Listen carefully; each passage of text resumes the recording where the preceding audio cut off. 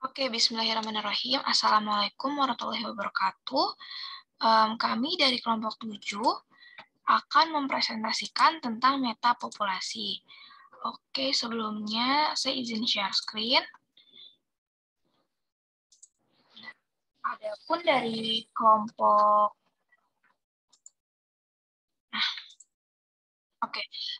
perkenalkan nama saya Farham Jasmina Farman dengan partner saya Olivia Kinanti.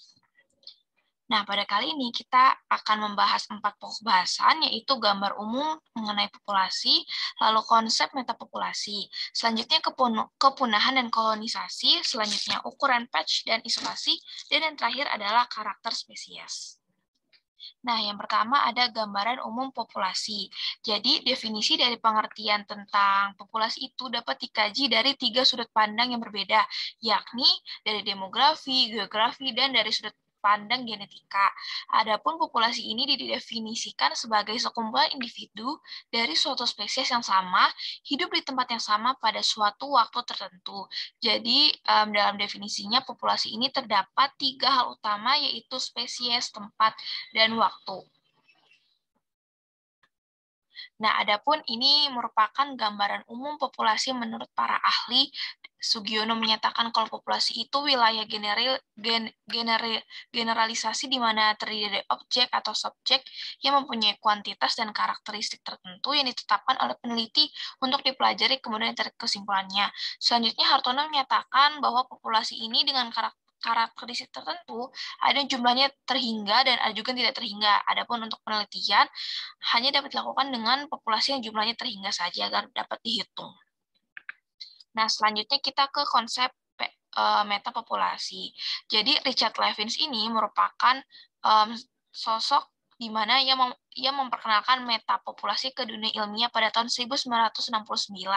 Jadi populasi suatu spesies ini dalam hal ini bermula dari penelitiannya tentang insekta atau serangga, di mana bisa tampak banyak, misalnya belalang di suatu padang rumput, tampak melimpah dan ada juga di mana-mana.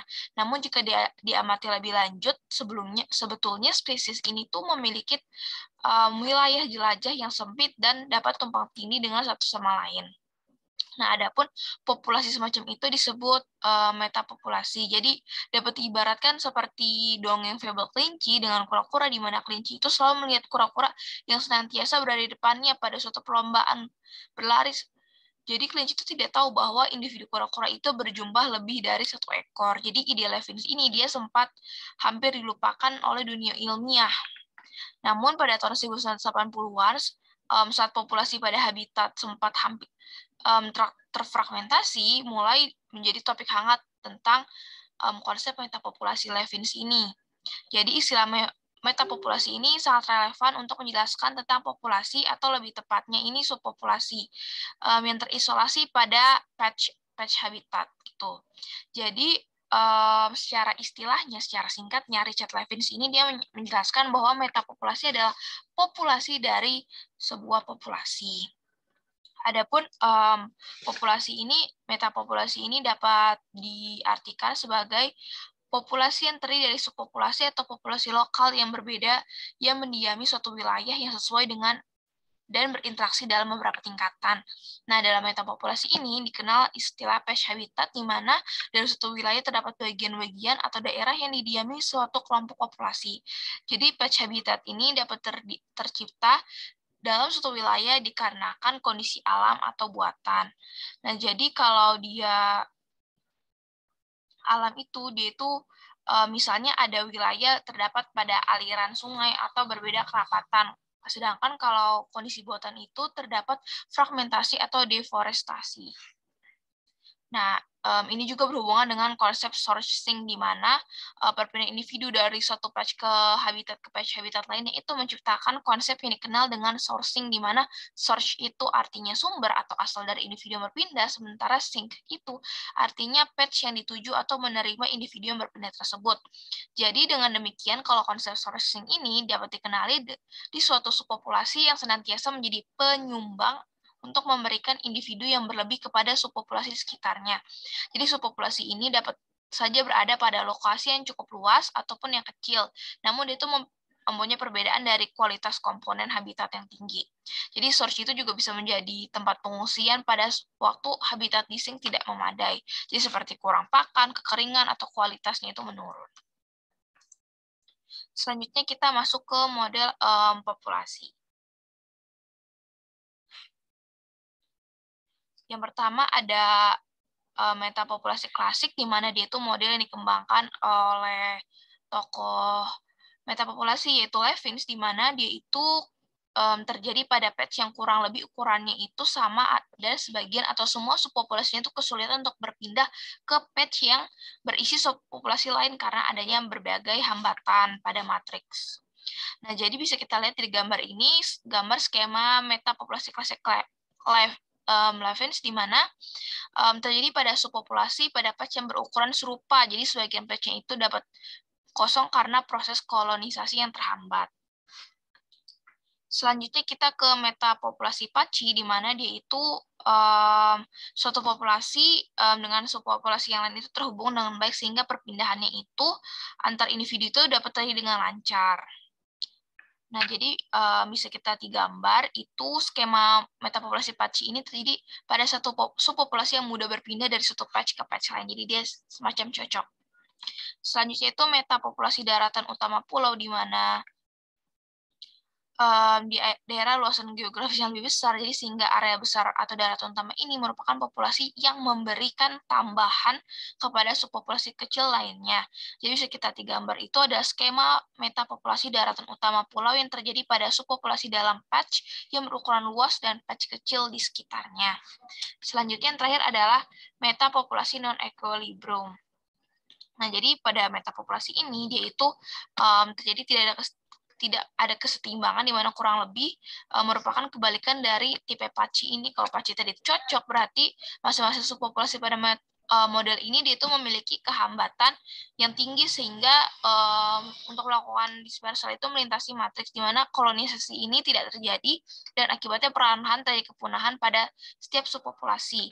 Adapun pada gambar ini bisa dilihat di mana skema metapopulasi non-equilibrium, di mana tidak terjadi dispersal dan kolonisasi antar patch atau subpopulasi satu persatu perlahan-lahan itu dapat punah. Ya, oke. Selanjutnya kita ke model metapopulasi dan dispersal satwa. Jadi selain konsep dari patch dan matriks ini, pemahaman dan pengetahuan tentang dispersal, isolasi, dan kolonisasi itu menjadi basis penting untuk kita memahami dari metapopulasi itu sendiri.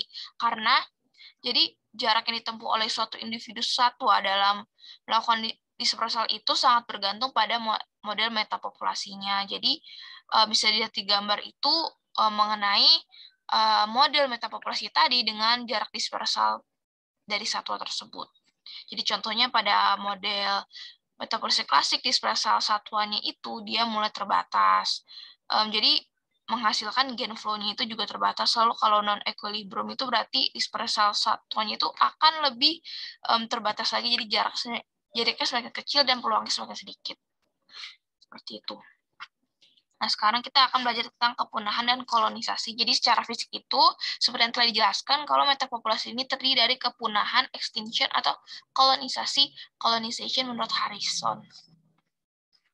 Nah, jadi metapopulasi secara keseluruhan itu pada umumnya itu stabil untuk mengendalikan kelimpahan populasi karena adanya imigrasi. Individu juga bisa melakukan emigrasi ke populasi kecil untuk menyelamatkan populasi tersebut dari kepunahan. Hal ini disebut sebagai efek penyelamatan atau successful rescue oleh Morrison. Dan terakhir itu efek dari metapopulasi terhadap kepunahan dan kolonisasi ini. Jadi selain itu, metapopulasi ini terbukti bermanfaat bagi burung, khususnya non-migran. Jadi pada burung non-migran ini, dia tuh derajat bebas demografinya itu secara jelas berhubungan dengan geografi, dan pertukaran individu merupakan fungsi dari kemungkinan migrasi di antara geografi. Jadi subpopulasi itu dia terpisah secara jelas, secara spasial, dan akan saling bertemu dengan individu pada subpopulasi lainnya jika terjadi migrasi. Nah, jadi proses demografinya ini akan mempengaruhi kelompok klien hewan di dalam masing-masing patch-nya dalam menetapkan kemungkinan kepunahan suatu populasi.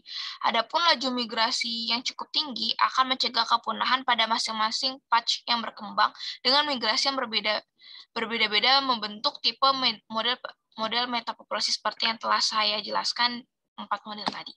Sekian penjelasan dari saya, selanjutnya akan dilanjutkan oleh partner saya.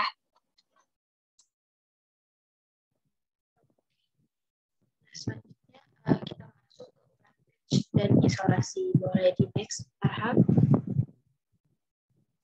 Sebelumnya kita bahas dulu apa sih itu patches. Nah, jadi patches itu merupakan objek yang memiliki sifat seperti patch. Nah, patch itu bisa diartikan sebagai kantong.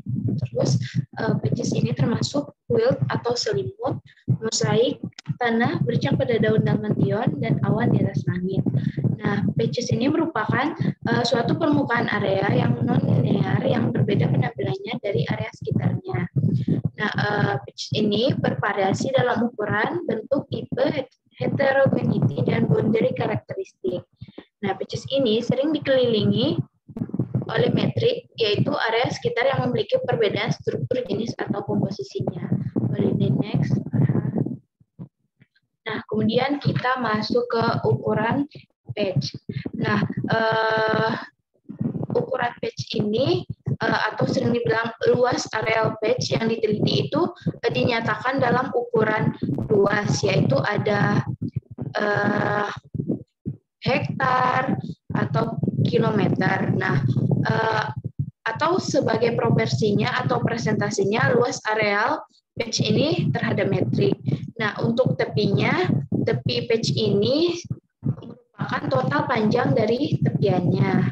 Kemudian untuk bentuknya ini dinyatakan sesuai dengan bentuk yang termirip dengan bentuk geometrik secara umum, yaitu ada yang berbentuk bujur sangkar, lingkaran, persegi, panjang, opal, tidak beraturan, dapat juga dinyatakan atau distandarkan dalam angka. Misalnya angka 1 untuk bujur sangkar sesuai unit data terkecil pada penginderaan jarak jauh. Nah, untuk tipenya dinyatakan sesuai dengan kategori tipe lahan yang paling dominan, misalnya patch hutan atau patch daerah perkotaan. Boleh di next. Nah, kemudian kita masuk ke isolasi patch. Nah, jadi apa sih yang dimaksud isolasi patch ini? Merupakan jarak antara patch yang akan diteliti. Nah, umumnya itu diambil jarak terpendek atau terdekat. Nah, isolasi ini tuh dapat dinyatakan dalam ukuran meter, hektar, dan kilometer, tergantung luas landscape dan satwa yang diteliti. Nah, isolasi patch ini juga sangat berpengaruh negatif terhadap keragaman yang fungsional. Boleh di next. Nah, kemudian kita masuk ke karakteristik spesies. Boleh di next, Farhan. Nah, yang pertama itu kita masuk ke dalam konsep spesies. Nah, menurut terminologinya, konsep spesies ini terbagi menjadi plesiomorfik, apomorfik, monofiletik, dan parafiletik. Nah, plesiomorfik ini merupakan karakteristik yang dimiliki oleh the remote common ancestor dari suatu kelompok organisme. Kemudian ada apomorfik yang merupakan karakter yang berevolusi dari plesiomorfik pada satu range common ancestor. Kemudian itu ada terminologi konsep spesies lanjutan, yaitu ada monofiletik yang merupakan 2 atau lebih organisme yang berasal dari common ancestor. Kemudian ada parafiletik yang merupakan beberapa individu yang diturunkan dari nenek moyang yang berbeda. Kemudian ada macam-macam konsep spesies. Nah, yang pertama itu ketidaksesuaian konsep tipe dengan sifat dasar dari spesies yang berevolusi. Kemudian spesies yang berevolusi dapat memiliki berbagai properti dan hanya berdiferensiasi secara perlahan dalam filogeni. Nah, konsep spesies ini terdapat 22 macam. Boleh di next. berikut ini ada tabel konsep-konsep spesies dan standarisasi penyingkatannya. Nah, jadi di sini seperti yang disebutkan tadi ada 22 dari nama konsep spesies. Yang pertama itu ada agamospesies, kemudian ada biological, cohesion, kladistik, komporistik, ekological, dan lain-lain. Nah, singkatannya itu berbeda.